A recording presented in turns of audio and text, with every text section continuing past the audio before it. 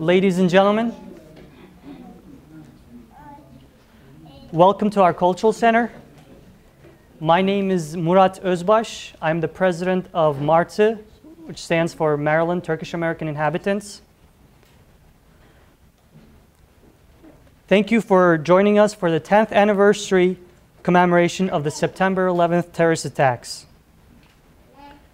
10 years ago, on a beautiful Tuesday morning, 19 hijackers hijacked 4 commercial airplanes, crashing 3 of them into buildings and 1 into the ground. 3,000 innocent lives were lost that day, including firefighters and citizens of more than 90 different countries. It was an act of terrorism and a crime against humanity. It was a day that changed our lives forever.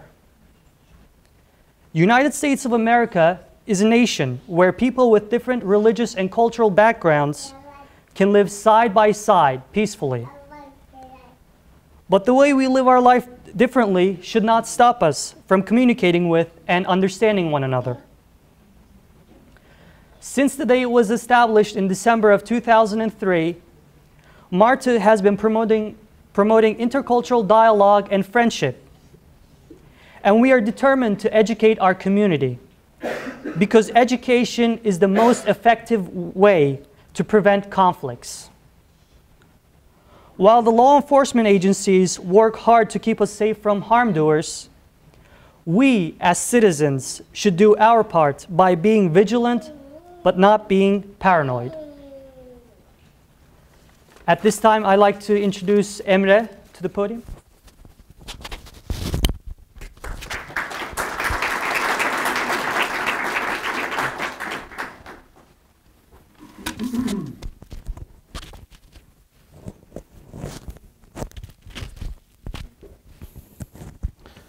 Ladies and gentlemen, distinguished guests, the Turkish American community are proud and productive members of American society and do their utmost in regards to contributing to the integration of their members in regards to and by way of educational and informative seminars, overcoming misunderstanding and ignorance within and between communities, and in particular emphasizing engagement and dialogue.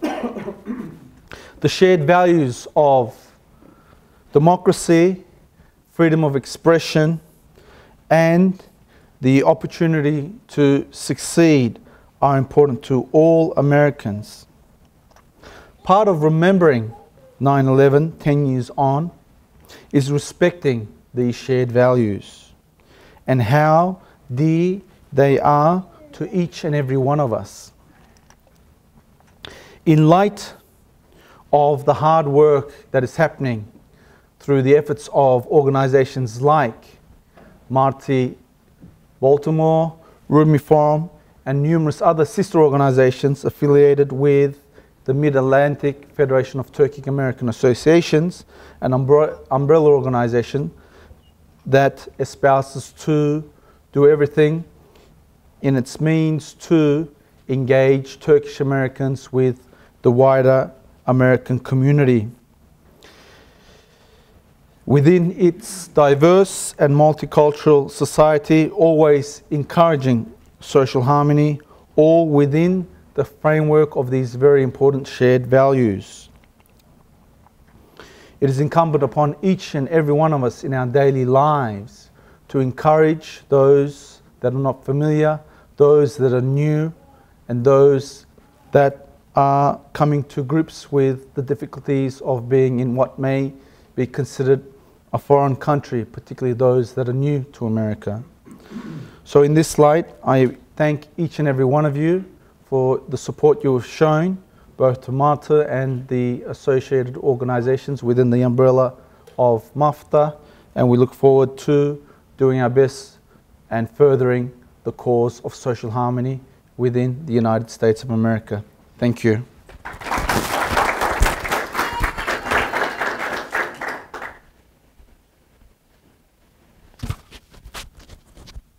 This time, we have representatives from FBI, and I would like to invite Gerald Roberts to the podium to say a few things. Thank you.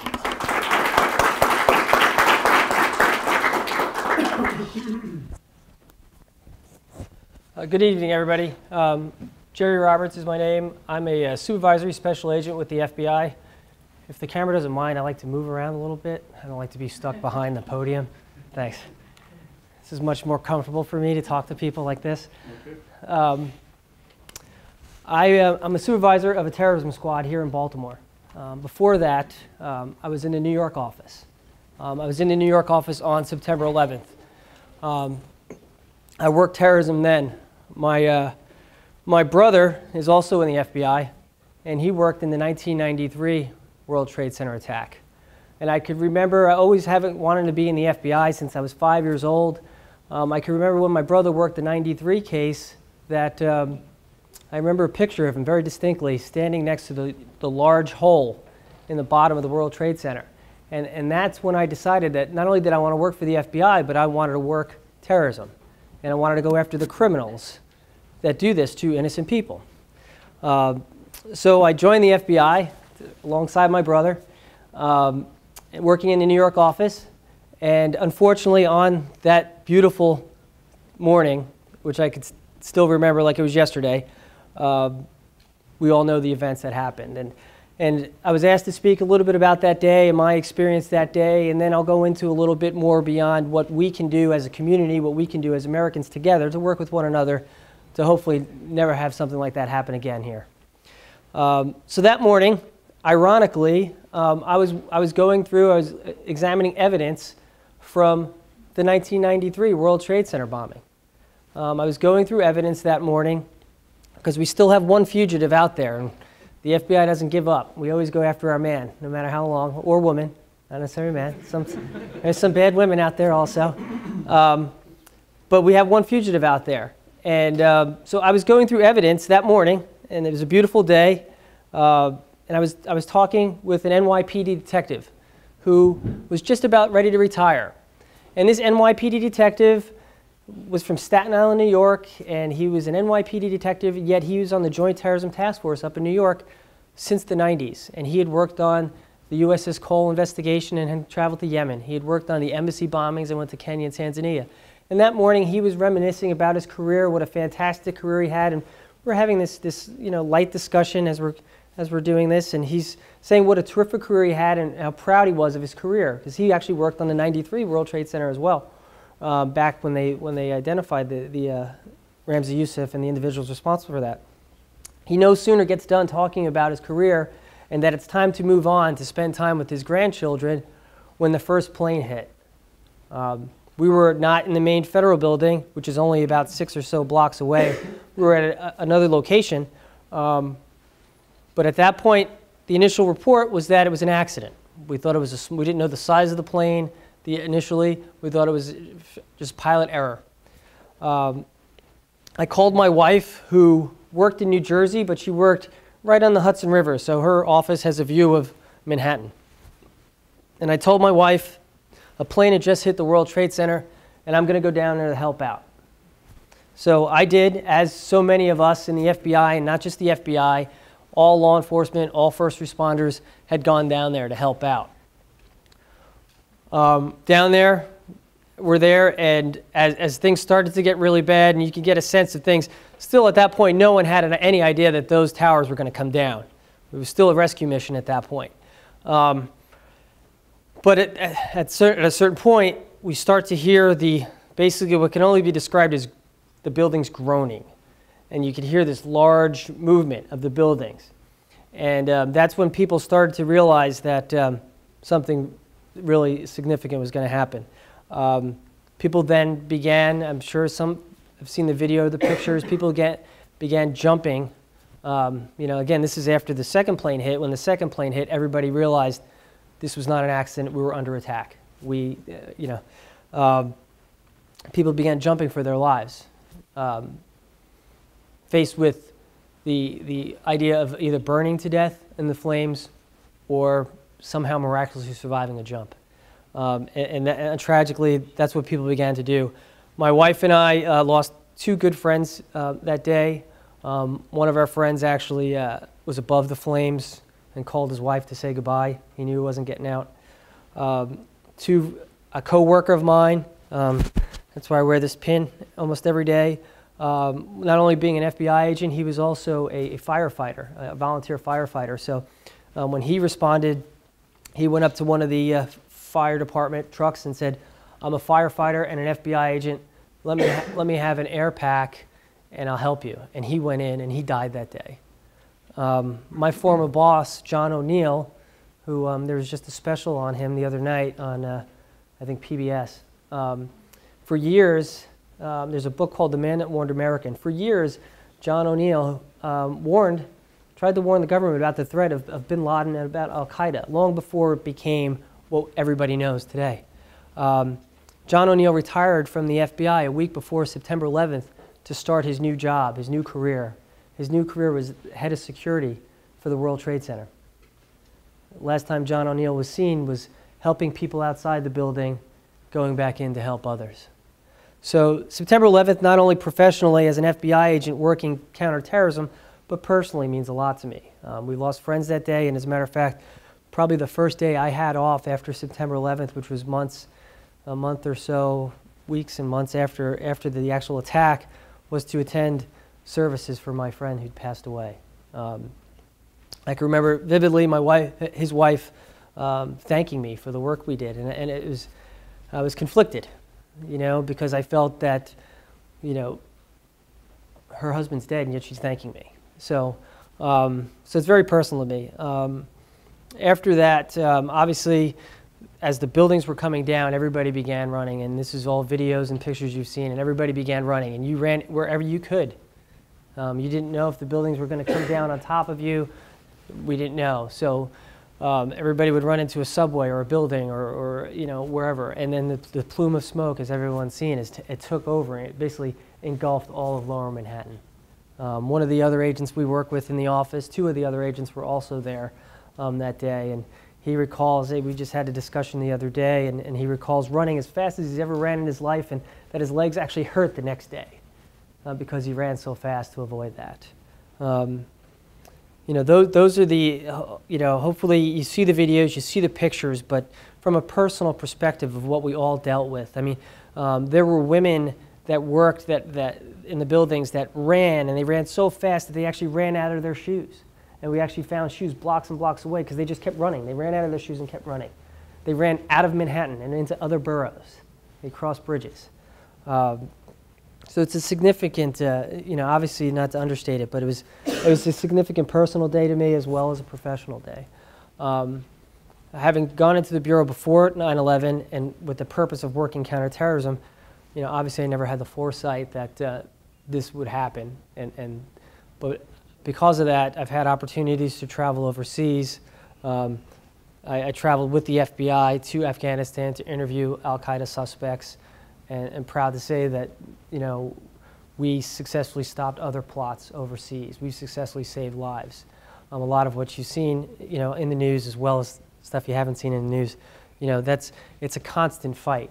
As we had this great discussion before our presentation here, we had a discussion of what we can all do as Americans, and I think the tragedy, as I was saying to a couple of the individuals we were having dinner with earlier, is for a lot of non-Muslims, this was their introduction to Islam, right? I mean, for a lot of non-Muslims prior to 9/11, did not have a lot of knowledge of Islam. And unfortunately, for the religion of Islam, this was their introduction to it. 19 men, as you pointed out. How 19 men could completely impact an entire religion. So that's the other significance of those attacks. It's beyond the 3,000 people that died that day. It's beyond everything that's changed in the world, not just here in the world. So that's the other important thing. I mean, if anybody has any questions about that day, feel free. I can talk to you on the side, or we can talk here. But the other important thing that I would like to discuss, and I was asked to discuss, is what we can do together to help keep our country safe, and really beyond our country. How do we keep Maryland safe? How do we keep the country safe? How do we keep the world safe?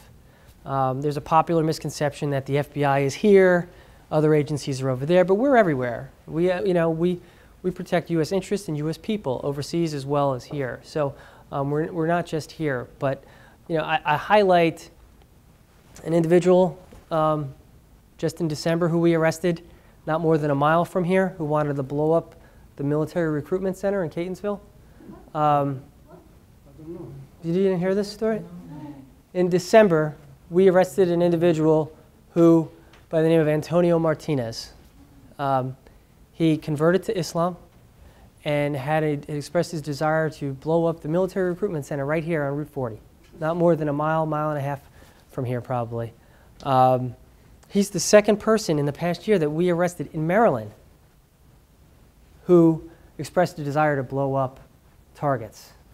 Just last year, we arrested another individual here in Maryland who had expressed a desire to blow up multiple targets in Washington, D.C. And I think that this is significant, and this is how we can hopefully work together, is the significance of these two events in particular here, because they're home for all of us, they're here, is these individuals had approached other people. They expressed their desire to do this act to other people. And these other people within the community did not deem it important enough to notify law enforcement or to notify a leader within the community, say. We did not find out about these other individuals until after the fact, till after, luckily, we did have someone come forward in both cases. We did have someone tell us about these individuals in both cases, and we were able to stop both individuals before they fulfilled their desire to conduct these attacks. But I think that's a critical point, is that this is not unfortunately, this is not an anomaly. There, obviously, with the billions of Muslims throughout the world, the extremists, the Islamists, whatever you'd like to refer to them as, is a fraction of a fraction of a fraction of 1%. We know that here in the room. Unfortunately, that's not the picture that's often painted by either the media or television or the movies. It's painted, the whole religion is painted in a bad light. Which I think is important for all of us, as we had this discussion beforehand, is to educate people, to educate non-Muslims about Islam. I know I do that as an FBI agent. I try to do that myself. As FBI Citizens Academy, when we have it, I think I make it a point to show that these acts are not about Islam. This is not what Islam's about. These are criminals conducting criminal acts, desiring to hurt people for political gain or some other religious gain, and that they're unfortunately using Islam as their goal or their objective. The unfortunate thing for Islam is that for people who only vision into the religion sometimes are these acts, that they don't see the billions of peaceful Muslims throughout the world. They see the 19 hijackers on September 11th. They see Antonio Martinez, Nidal Hassan, several these other individuals that here in the United States and elsewhere are conducting these criminal acts in the name of Islam, and that's a tragedy. So I know we in the FBI try to do our part as far as going out and educating non-Muslims that this is not about Islam, that this is not about, this is not jihad, this is not a holy war as often is portrayed, but these are criminals that are using this as their tool, basically. I'm confident that we are making headway, but we have a way to go. And I think this is important for not only the FBI, because the FBI can't do that alone. As much as I think our organization is fantastic, we obviously can't reach everybody every day. You here, as leaders in the community, as members of the community, it's important for you as well to have that interfaith dialogue as well, to educate people as well, and to educate them about the greater jihad versus holy war jihad? Because a lot of people realize when they say jihad, there's one definition that non-Muslims think of, right? So Osama bin Laden, it's holy war, you know, every website or book, that's what they think of. They don't realize about the greater jihad. And I think it's important for all of us to have that better understanding. You know, with that better understanding, hopefully, you know, obviously I think knowledge is power, I really do, and I think with that better understanding, we'll have a better open communication between faiths, between communities, and become more cohesive. As we talked about before, I think we are, and God bless America. I love America, best country in the world. I'm a little biased, but I think what we have, the advantage we have here, that as we talked about before, that we don't necessarily see in Europe, and you know, not to pick on the UK or Germany, is that if you're an American, you're an American, right? It doesn't matter whether you became an American yesterday or you were born here. You're an American, you know? And we don't, you know, unfortunately, a lot of times in Europe, it's not the same way. You could be second, third generation Brit or German, not to offend our British or German friends, and often you're still viewed as an outsider, right? And luckily, I like to think that we are much better here then. And as we discussed, because of that mentality, Europe has a much more difficult fight than we have here, because these extremist groups exploit that. They exploit those differences. They exploit that fraction and to recruit people. And they use that as a source of radicalization. You're never going to be a Brit. You know, this is, you need to come over. And I like to say that, you know, these groups are very good at what they do. You know, and as we've seen in recent news, you know, with Americans taking roles within Al-Qaeda, whether it's Anwar al-Awlaki in Yemen, an American, born here in the United States, who now preaches hate. They're charismatic. They're Americans. They know how to reach out to Americans. They know how to reach out to Westerners, and they know how to very charismatically portray their case. As we discussed, a very important role, I think, for communities here and worldwide is really to counter that. It's to counter that radicalization. We need to point out, and I say we, I like to say we together, we need to point out those wrongs. That when they quote the Quran, one little fraction of it, you know, out of context, we need to point out that that's wrong. And that's not the right way. That's a misinterpretation, that's taken out of context, and that's not what the Quran is about. And I think that's what we can all do together to really educate people and to really counter that radicalization, because, you know, it's not to say that Al-Qaeda is giving up. As we've seen in recent, you know, in the past couple of years, they're still trying with there was a cartridge printer plot last year, and Abdul Muttalib, the individual who tried to blow up the plane in Detroit. Al-Qaeda is still trying to attack us. They're still trying large-scale, catastrophic attacks. But they're also, Al-Qaeda puts out a very, called Inspire magazine out of Yemen, where they're satisfied with people going and just what they call a lone offender or a lone wolf, where they just go and will take a gun and shoot as many people as possible.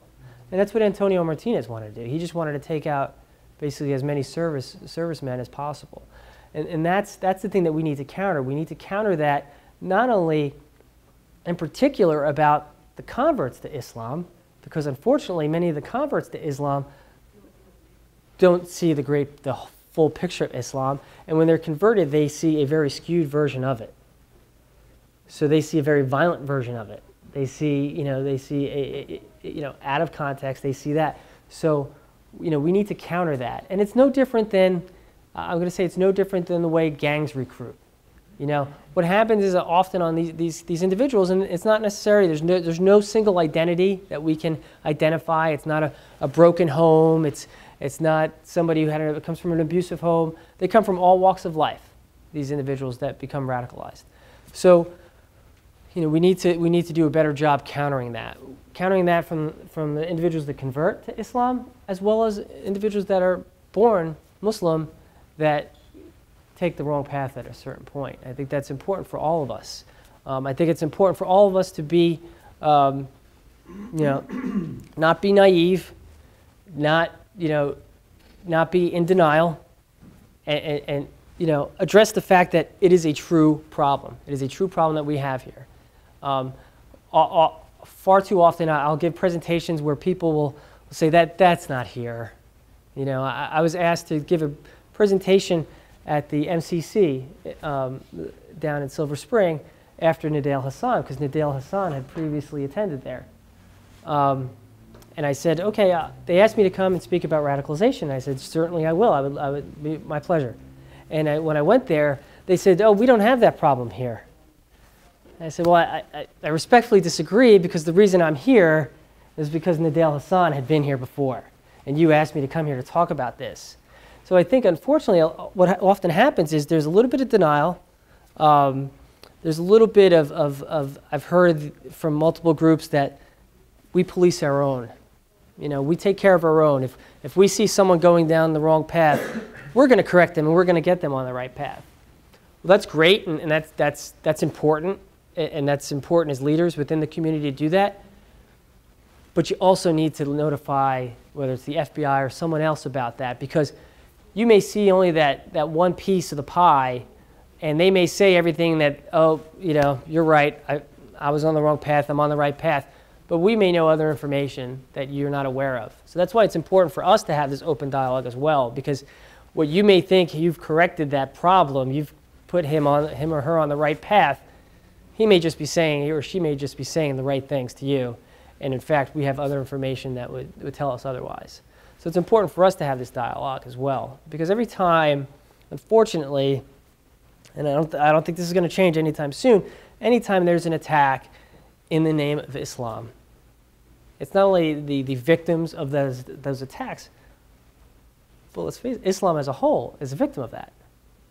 So, it's important for us to all, make sure we counter that radicalization from the ground roots, and whether that's, having an open dialogue between ourselves, having an open dialogue with other communities, being aware of kind of signs of if someone started, if you have someone new to the community and they're saying stuff that is off, then please reach out for us. Let us know, because that's our problem as well as your problem. When I say ours, I mean the FBI's, and our job to protect this country and to protect all of us. So I want to lay it out there that it's important for all of us to have this open dialogue and to be aware, and really, people said, well, you're paranoid. And I'm like, I'm not paranoid, I'm hypervigilant. I think there's a big difference between the two. I was there on September 11th. I don't want that to happen again. And I'll do everything I can not to happen. But, we need to all do this together. This is basically, one fight for all of us. We all need to protect ourselves.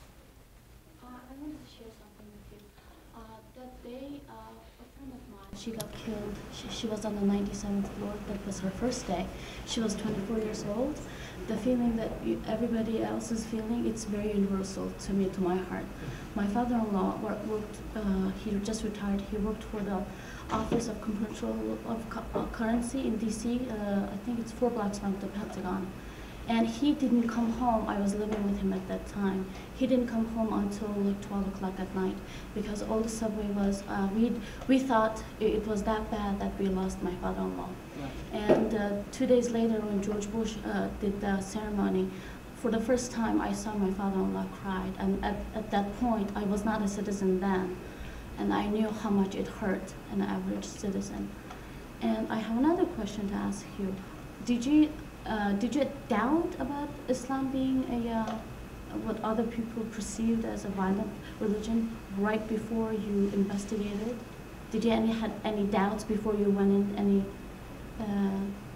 No, I mean, I think the comment that I had is that, I mean, I like to think that I'm probably a little more knowledgeable than the average citizen, just based on my experience.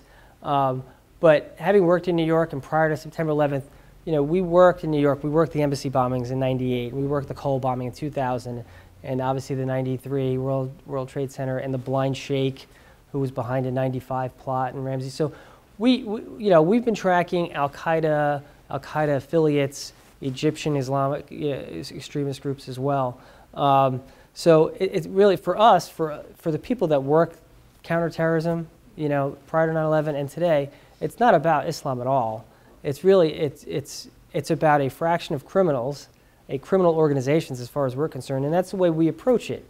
We approach it as a criminal organization. We're often, we, and I say we, the FBI, we're often beat up in the press a lot because we approach it from a law enforcement perspective, but we're a law enforcement organization. We arrest people and put people in jail. That's our job. That's sometimes we get hit upon that with aspects of counterterrorism, but it would never be for us.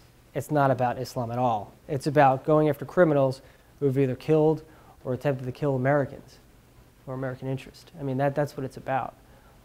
Your story reminds me of, as I started to talk about before, my wife was in New Jersey, and when the towers came down, we lost all communications. So my wife, for about 6.5, 7 hours, had no idea where I was either. She knew I was going down there, and there was 6 or 7 hours before I was able to reach her to let her know that everything was okay. And from her office, she could see the towers go down. So we have this kinship, for those, yeah. Last thing, I know America as an American citizen, and now I'm grieving as well as any other people in the United States. Every time I hear 9/11 past week that NPR is talking about commemorating, and then how long do you think this grieving will, last? Since the Jews, being massacred, and the Ku Klux Klan were trying to, hurt other people. That we still have the remembrance of that. But I want to know personally, because I really want to know how long America is going to grieve and blame Islam in general public. Not everybody has a special interest to investigate what this religion is all about. Thank God that Marty is doing that on a higher level to educate people, the neighbors, the community, the churches and the synagogues everywhere.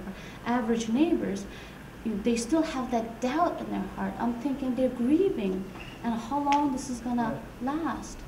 That's an excellent question. I think to go back to what we were talking about before, as far as having this dialogue, and we discussed this before we started this evening.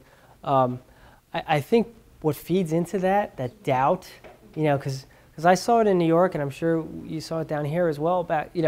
Is we talked about your neighbor. I mean, we had in New York after September 11th, we had neighbors calling on neighbors. Now these are neighbors that lived next door to each other for 20, 25 years.